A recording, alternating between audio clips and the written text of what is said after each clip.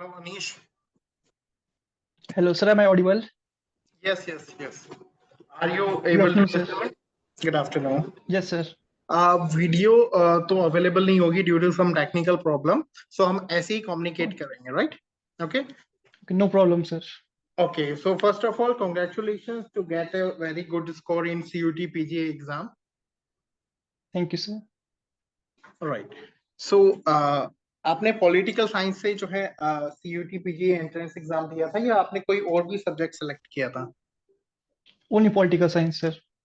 Political science है। Okay so आपने 284 किया है जैसे कि, तो क्या कौन सी यूनिवर्सिटीज आपने चूज की थी, मतलब कौन सी यूनिवर्सिटीज की काउंसलिंग में आप जो है पार्टिसिपेट करने जा रहे हैं? JNU and DU. JNU and DU। आप अप टू 4 यूनिवर्सिटी चूज कर सकते हैं, तो इसके अलावा भी आपने कोई और यूनिवर्सिटीज ऑप्शंस में रखी हैं? No, sir, only two.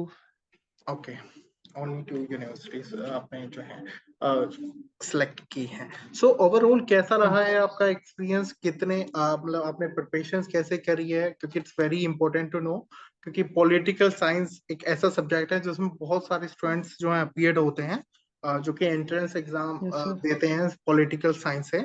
तो आपने कैसे प्रिपरेशंस करी है वो मैं जानना चाहूंगा। Actually, man, I have done my graduation in political science, BA from Himachal Pradesh University. So उससे मेरे को काफी फायदा हुआ. But okay also I am preparing from civil services. So okay उसमें optional subject होता है political science. So ओके उसमें मेरी काफी help हुई है. But जो CUT PG है, मतलब MA political science, उसमें सिलेबस मतलब डिफाइंड होता है, तो उसके लिए मेरे को स्पेशलाइज चाहिए थी, क्योंकि ऑप्शनल तो बहुत वाइड था सिलेबस। तो इसमें मेरे को थोड़ा स्पेशलाइज चाहिए था, सिलेबस स्पेसिफिक। तो फिर मैंने वो ऑप्शन से जितनी तैयारी की थी, मतलब ग्रेजुएशन में जितना पढ़ा था, तो उसके साथ साथ जो मेरे को स्पेसिफिक चाहिए था वो तो मैंने सर फिर आपकी वो स्टडी मटेरियल लिया था, फिर उसमें पूरा वो था, सिलेबस राइट। स्पेसिफिक था, तो उसने मेरे को काफी हेल्प की। तो आपने कितने मंथ्स, मतलब जैसे आप यूपीएससी के लिए भी तो प्रिपरेशन कर रहे हैं, तो बड़ा ही यस सर। स्पेसिफिक टाइम आपने दिया होगा, तो कितना टाइम आपने इस एग्जाम के लिए दिया है? क्योंकि यूपीएससी की मैं तैयारी कर रहा हूँ, तो उससे मेरा काफी सिलेबस हो गया था कवर, बट इस एग्जाम के लिए मेरे को बस सिर्फ 1-2 महीने देने पड़े, क्योंकि बस मेरे को स्पेशलाइज पढ़ना था, जो तो मतलब जैसे कि आप सिलेबस था वही करना था। जैसे ही आप जानते होंगे कि डीयू और जेएनयू का अपने स्पेसिफिक एंट्रेंस एग्जाम भी होता है, ठीक है?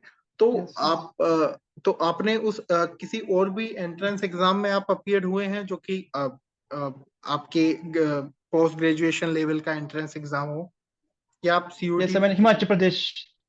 हिमाचल प्रदेश यूनिवर्सिटी का दिया था मैंने। अच्छा। हिमाचल प्रदेश यूनिवर्सिटी, तो आपने हिमाचल प्रदेश यूनिवर्सिटी का जो एंट्रेंस एग्जाम होता है पीजी का, वो आपने दिया था? Yes sir. ओके तो उसका लेवल और सीयूटी का लेवल, क्योंकि सीयूटी नेशनल लेवल एग्जाम है, सभी यूनिवर्सिटीज में यस सर। पार्टिसिपेट करती है, मेजरली सारी सेंट्रल स्टेट यूनिवर्सिटी पार्टिसिपेट करती है। तो आपको क्या लगता है कि स्टेट यूनिवर्सिटीज का एग्जाम वो इजी रहता है या सीयूटी इजी रहता है, या कंपेरिजन अगर हम उनमें दोनों में करें तो? स्टेट का थोड़ा आसान होता है, सीयूटी थोड़ा मुश्किल है, क्योंकि थोड़ा घुमा फिरा के पूछते हैं ना, स्टेट में थोड़ा डायरेक्ट ही पूछते हैं क्वेश्चंस। ओके उसमें थोड़ा डिफिकल्टी लेवल मुश्किल है उसका, हाँ, पर जैसे कि सीयूटी आपने में। बताया कि यूपीएससी में ने, क्योंकि यूपीएससी में तो आपका पॉलिटी तो आप पढ़ते ही पढ़ते हैं, वो तो आपको इन डिटेल में कवर यस सर। करनी होती है, तो उसका भी आपको काफी हेल्प रहा। बट अगर एक नॉर्मल स्टूडेंट यस जो सर। यूपीएससी की तैयारी नहीं कर रहा है, अगर वो आपके अकॉर्डिंग अगर वो तैयारी करें, तो कितना समय उसे देना चाहिए इस एग्जाम के लिए? ये सर मैं एग्जैक्ट बोल नहीं सकता, बट अगर वो डिपेंड करता है उसका बैकग्राउंड कैसा है। अगर उसने ग्रेजुएशन किया पॉलिटिकल साइंस में, तो वो सपोज मतलब आसानी से कर देखिए, सकता है। पीजी में आप बीए इन पॉलिटिकल साइंस करते हैं, अगर कोई student BA in yes. Political science करके और उसके अलावा किसी और एक एंट्रेंस एग्जाम की, वो जैसे यूपीएससी, क्योंकि वो तो बड़े लेवल का एग्जाम है, की तैयारी ना कर रहा हो, तो उसे कितने मंथ की तैयारी करनी चाहिए, कितने मंथ फिर देने तो सर चाहिए उसको इस एग्जाम काफी को? मिनिमम 6 मंथ बिल्कुल। तो देने चाहिए उसको। हाँ, मिनिमम 6 मंथ उसे देने चाहिए जो लेवल ऑफ एग्जाम है, ताकि वो अच्छे से डिटेल से कवर कर सके, बेसिक से यस सर। लेकर, बेसिक लेवल से हाँ, लेकर एंड तक। वो एडवांस लेवल तक कवर कर सके। हाँ राइट। जी। काफी राइट। काफी टाइम लगेगा सर। राइट। तो आपने आप फर्स्ट टाइम अपीयर्ड हुए थे सीयूटी, या आपने इससे पहले भी दिया था?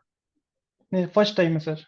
ओके तो अभी आप किस यूनिवर्सिटी के लिए जाना चाहते हैं, डीयू या जेएनयू में से किसकी काउंसलिंग, या दोनों के लिए ही आप पार्टिसिपेट करेंगे, अप्लाई करेंगे काउंसलिंग के लिए? जैसे प्रेफरेंस तो जेएनयू को दूंगा, पर उसमें नहीं हुआ तो फिर डीयू के लिए जाऊंगा सर। अच्छा, आपके डीयू के लिए आपके चांसेस ओके हैं। ओके, तो राइट, तो आपने आपका पॉलिटिकल साइंस का ही बैकग्राउंड रहा, मतलब आपने जो ग्रेजुएशन की है पॉलिटिकल साइंस से ही की है? Yes sir. अच्छा, तो आपका प्रॉपर बैकग्राउंड पॉलिटिकल साइंस का ही रहा है, और आपने जो यूपीएससी में ऑप्शनल सब्जेक्ट होंगे वो भी आपने पॉलिटिकल साइंस ही सेलेक्ट किया होगा।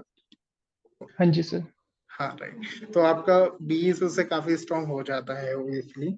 Okay, so yes sir. आप अपीयर होने जा रहे हैं काउंसलिंग सेशंस में, जो भी आगे के काउंसलिंग सेशंस आएंगे, जल्द ही काउंसलिंग सेशन स्टार्ट हो जाएंगे वेरियस यूनिवर्सिटीज के, तो आप उसमें यस। पार्टिसिपेट जो है करने वाले हैं, right? Yes sir. Right. So, Anis, thank you very much to giving your time. And ये जो थैंक information आपने provide करी है वो बहुत सारे students के लिए काफी helpful रहेंगी। In the last में ये पूछना चाहूंगा कि syllabus के according जो syllabus दिया गया यस है, सर। तो ये syllabus में 8 units हैं आपकी political science यस में। सर। तो सिलेबस इतना बड़ा वास्ट नहीं है, इतना डिटेल में सिलेबस नहीं दिया गया है, हम उसे मॉडरेट लेवल का सिलेबस कहेंगे आपको। बट जब भी मैं ये जानना चाहूंगा कि आप स्टूडेंट्स को क्या सजेशन देंगे कि उन्हें डिटेल में क्या उन्हें सिर्फ ओनली प्रैक्टिस करनी चाहिए एमसीक्यूज की, या उन्हें डिटेल में थ्योरी भी कवर करनी चाहिए? मेरे को लगता है दो चीजों पे फोकस होना चाहिए, तो कंसेप्चुअल क्लैरिटी और हम्म। एक सर मेमोराइजेशन ऑफ फैक्ट्स, क्योंकि एमसीक्यू वाले क्वेश्चन होते हैं तो उसमें फैक्चुअल इन्फॉर्मेशन बहुत जरूरी है, क्योंकि वो हाँ, सीधे फैक्ट। वही पूछेगा कि जो जो स्कॉलर्स है उनकी जो कौन सी किताब उन्होंने लिखी है उसके बारे में पूछते हो, जैसे हॉब्स, लिवायथन, फिर निकोमैकियन एथिक्स, एरिस्टोटल, तो डायरेक्ट क्वेश्चन आते हैं फैक्चुअल इन्फॉर्मेशन पे। अगर ये याद है तो मतलब वो क्वेश्चन हो जाएंगे। फिर इजी क्वेश्चन भी होते हैं फैक्चुअल इन्फॉर्मेशन के। और जो कंसेप्चुअल क्लैरिटी है वो थोड़े मतलब टफ क्वेश्चन होते हैं, उसमें मीडियम टू टफ। अगर वो अच्छे से क्लैरिटी है, थ्योरी वगैरह पढ़ के, इनके व्यूज वगैरह पढ़ के, आइडियोलॉजी, थ्योरी जैसे जस्टिस, लिबर्टी, अगर इनके कंसेप्ट क्लियर है तो ये मतलब क्वेश्चन हो जाते हैं अच्छे से clear. Okay, so Anees, very thank you very much, और thank you very much to given your time. और ये डेफिनेटली आने वाले स्टूडेंट्स के लिए काफी हेल्पफुल रहेगा आपके सजेशंस, एंड होपफुली हमारी जो स्टडी नोट्स हैं वो आपके हेल्प करे होंगे in your preparation. Yes sir.